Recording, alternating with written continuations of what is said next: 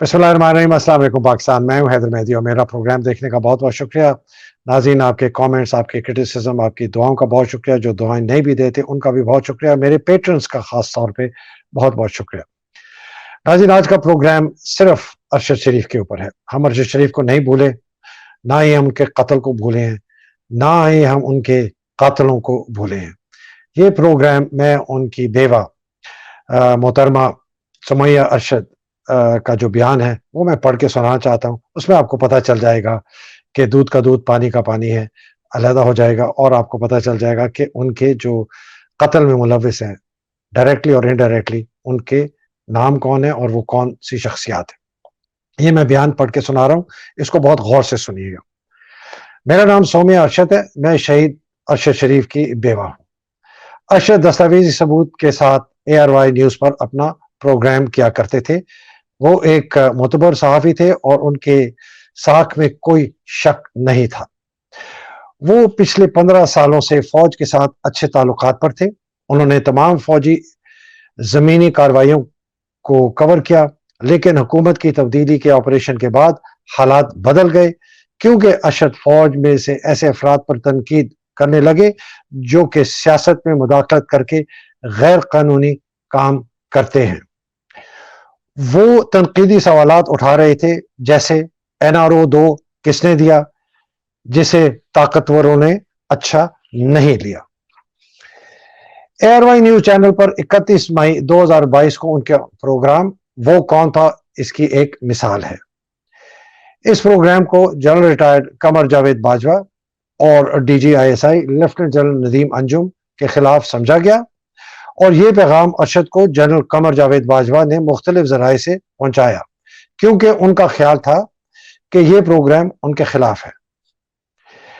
अरशद को पहले ISPR के ब्रिगेडियर मोहम्मद शफीक मलिक और फिर बाद में ISI के ब्रिगेडियर फहीम रजा की तरफ से मुतअद्दिद धमकियां मिलना शुरू हुई, जिन्होंने उन्हें ISI सेक्टर हेडक्वार्टर इस्लामाबाद में बुलाया ताकि उन्हें major general Faisal Naseer DGC ISI का पैगाम पहुंचा सके। उन्हें कहा गया कि वो अपना मौक़िफ़ बदलें, ताहम अरशद ने इनकार कर दिया, क्योंकि वो आज़ाद सहाफ़त, आज़ादी इज़हार और लोगों के जानने के हक पर यकीन रखते थे। ब्रिगेडियर फहीम रजा ने ISI के कर्नल रिजवान और कर्नल नुमान के जरिए धमकियां भेजना शुरू कर दी। हमारे घर ISI के कर्नल नुमान से अपनी आखिरी मुलाकात में उन्होंने अरशद से कहा कि वो जो कुछ कह रहे हैं वो ऊपर से आ रहा है। अरशद अपनी स्टोरी से बाज ना आया तो उसे इस संगीन नताइज से खबरदार किया। जनरल बाजवा चाहते थे कि अरशद इन प्रोग्रामों, तहकीकाती कहानियों को रोक दे, और ये पैगाम मुख्तलिफ जराए से अरशद तक पहुंचाया गया। सूरत हाल इस कदर संगीन थी कि अरशद को मुख्तलिफ मोतबर और काबिल एतमाद जराए से मालूम हुआ कि रावलपिंडी के एक इंटेलिजेंस अफसर को अरशद के कत्ल करने की हिदायत भेजी गई, लेकिन वो अफसर हुक्म पर अमल दरामद करने पर आमादा ना हुआ और उसे नताइज भुगतना पड़े। अरशद ने मेरे सामने इस इंटेलिजेंस अफसर की खास तौर पर किसी नाम का जिक्र नहीं किया। धमकियों की शिद्दत के बायस अरशद को अपनी नकलो हरकत महदूद करनी पड़ी। मोटरसाइकिलों और कारें हर जगह उसका पीछा करती थी। वो अरशद और उसके घर वालों के हरासा करते और डराने के लिए घर की घंटियां भी बजाते थे। इनके खिलाफ वफाकी दारुल हुकूमत इस्लामाबाद समेत पाकिस्तान के मुख्तलिफ सूबों में बगावत और गद्दारी के झूठे घटिया इल्जामात पर 16 FIR दर्ज कराई गई थी, जिनमें वफाकी और सूबाई हुकूमतों की मिली भगत से उन्हें गिरफ्तार करके तशद्दुद का निशाना बनाया जाना था। मुझे तो ये पढ़ के रोना आता है। मज़कूरा धमकियों के बाद अरशद ने मुख्तलिफ इदारों को खतूत लिखे, जिनमें मुअज़्ज़ज़ chief justice of Pakistan, COS army chief, DGISI, सदर पाकिस्तान, वजीर दाखिला, वजीर दिफा, DGIB, IG इस्लामाबाद वगैरह शामिल थे। धमकियों का सिलसिला बढ़ता गया, इसे पाकिस्तान छोड़ने पर मजबूर किया। 9 अगस्त 2022 को अरशद के खिलाफ एक और FIR दर्ज की गई और उसे अपने मुतअद्दिद और معتبر ذرائع سے پاکستان میں قتل کرنے کے منصوبے کی اطلاعات بھی موصول ہونے لگی۔ اس نے ہمیں بتایا کہ کچھ قاتل اس کا پیچھا کر رہے ہیں اور اسے اپنی حفاظت کے لیے پاکستان چھوڑنا پڑے گا۔ اسے دبئی میں بھی نہیں بخشا گیا۔ ارشد نے مجھے بتایا کہ وہ بھی اس کے پیچھے تھے۔ دبئی میں تقریباً 10 دن قیام کے بعد دبئی کی حکومت کے حکام نے انہیں فوری طور پر دبئی چھوڑنے کو کہا۔ اس کے پاس بہت رستے نہیں بچے تھے کیونکہ ویزا سے انکار کر دیا گیا تھا، جس کی وجہ سے اسے کینیا جانا پڑا۔ وہ وہاں ایک فیملی خرم اور وقار کے ساتھ مقیم تھا۔ ارشد کو اے آر وائی نیوز سے بھی نکال دیا گیا کیونکہ اے آر وائی نیوز کو دوبارہ آن ایئر بحال کرنے کی شرط یہی رکھی گئی تھی۔ کینیا میں 2 ماہ رہنے کے بعد اس نے 12 اکتوبر 2022 کو دبئی کا ویزا اپلائی کیا جو مسترد کر دیا گیا۔ ارشد اس سے پہلے بھی کئی بار دبئی گیا لیکن نہ تو اس کا ویزا مسترد ہوا اور نہ ہی اسے زبردستی ملک چھوڑنے پر مجبور کیا گیا۔ یہ صرف اس بار ہوا۔ یہ پاکستان کی عسکری قیادت کی ملی بھگت کے بغیر ممکن نہیں، جس کی متحدہ عرب امارات کی حکومت کے ساتھ بہترین تعلقات تھے۔ متحدہ عرب امارات نے پاکستان سفارت خانے میں تعینات آئی ایس آئی کے ڈپٹی ڈائریکٹر ارسلان ستی کے کردار کو بھی اسی حوالے سے مکمل چھان بھی ہونی چاہیے۔ 23 اکتوبر 2022 کو ان کا منصوبہ بند قتل ہوا۔ میں اپنے بیان میں جن حقائق کا ذکر کر رہی ہوں وہ مجھے ارشد شریف نے اپنی زندگی کے دوران ہی بتائے تھے۔ یہ بہت خاص طور پہ دیکھیں کہ ان کو یہ باتیں ارشد شریف نے خود بتائے تھے ان کی بیگم صاحب کو۔ مذکورہ افراد کے ناموں کی چھان بین کی جائے کیونکہ ارشد کی حکومت کی تبدیلی پر پروگرام کرنے کے بعد اسے دھمکیاں ملنے لگی۔ پہلے سب کچھ ٹھیک تھا۔ انہوں نے مختلف قانون نافذ کرنے والے اداروں بشمول C O S, army chief general Bajwa, D G I S I lieutenant general Nadeem Anjum, وزیر داخلہ رانا ثناءاللہ، وزیر دفاع وغیرہ کو خطوط بھی لکھے، لیکن ان کی بدنیتی اور مداخلت نے انہیں کارروائی کرنے سے روک دیا۔ اس قتل میں مسلم لیگ نون کے ملوث ہونے کے ساتھ ساتھ فوج اور بالخصوص مذکورہ افراد دونوں کے کردار کی بھی تحقیقات ہونی چاہیے۔ حکومت کی مدد کے بغیر یہ ممکن نہیں تھا۔ بہرحال صورتحال کی شدت کے جاننے کے باوجود، جس کا تذکرہ ارشد نے خود بھی کیا، انہیں تحفظ فراہم کرنے کے لیے کچھ نہیں کیا گیا۔ اس لیے اوپر بیان کیے گئے لوگوں کی مندوم عزائم کے ظاہر کرتے ہوئے انہیں کارروائی کرنے سے روک دیا۔ فیکٹ فائنڈنگ رپورٹ کو دیکھنے کے بعد ثابت ہوتا ہے کہ ارشد کے خلاف F I R I S I حکام کی ہدایت پر درج کی گئی تھی۔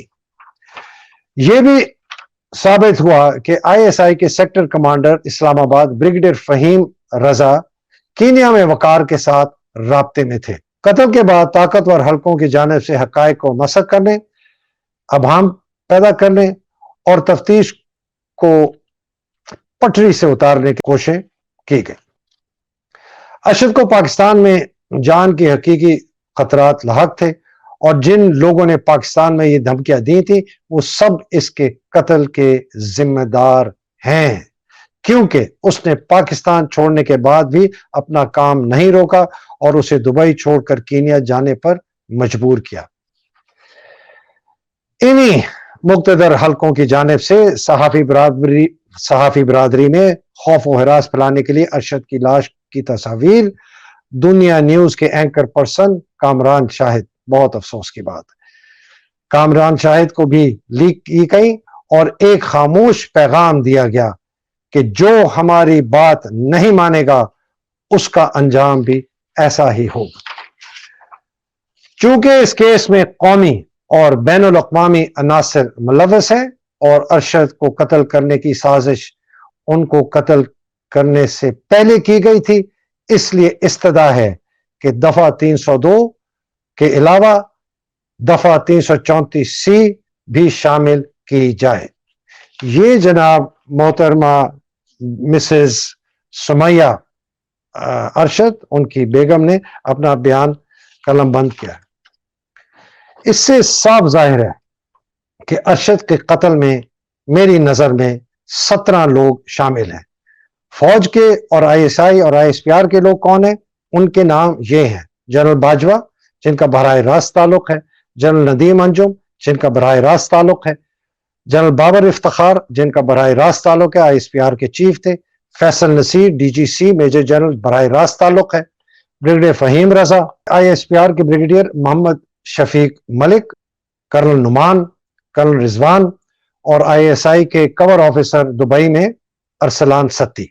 ये हुकूमती इदारों के जो लोग जिन्होंने उनके खिलाफ FIR दर्ज करने के अहकाम जारी किए, उनमें सेक्रेटरी हमारे जो इंटीरियर के हैं यूसुफ खोकर, इस्लामाबाद के एडवोकेट जनरल जहांगीर, और चांडियो जो सिटी मैजिस्ट्रेट इस्लामाबाद। सियासतदानों में जिनका नाम सर फहरिस्त है उसमें नवाज शरीफ और मरियम सफदर, जिनका आपने हैदर ने जो बयान दिए हैं UK की पुलिस को, वो साफ जाहिर करते हैं। उसके साथ राना सनाउल्लाह, उसके साथ शहबाज शरीफ भी शामिल हैं, और जो भट्ट साहब थे मरियम के जो कातिल साथी, जिन्होंने ये सारा मंसूबा UK से मुबैना तौर पर प्लान किया और जिनके पास वीडियोज आई हैं अरशद की, वो भी इसमें शामिल हैं। और आखिर में मीडिया के कामरान शाहिद। ये जनाब लोग हैं जो अरशद शरीफ के कत्ल, उसकी शहादत में जिनका हाथ है डायरेक्टली और इनडायरेक्टली। यहां मैं खत्म करता हूं। अरशद शरीफ को हम भूले नहीं है। मैं अरशद शरीफ को रोज याद करता हूं, आप लोग भी रोज याद रखें। आपको ये पता होना चाहिए कि जिस दिन अरशद शरीफ के कातिलों को सजा दी जाएगी, जिस दिन इनके खिलाफ केस किया जाएगा, पाकिस्तान की जो बका है और पाकिस्तान को एक मुस्बत राह पर डालने के लिए हमारा ये बहुत बड़ा कदम होगा। अब तक के लिए मुझे इजाजत दीजिए। इंशाल्लाह अगली नशिस्त में मुलाकात होगी। तब तक अल्लाह सुब्हान तआला आप सबको अपने हिफ्ज़-ओ-मान में रखे, पाकिस्तान को अपने हिफ्ज़-ओ-मान में रखे, अरशद शरीफ के कातिलों को सजा मिले। अल्हम्दुलिल्लाह, इलाही आमीन। इंशाल्लाह फिर मुलाकात होगी। अस्सलाम वालेकुम, खुदा हाफिज।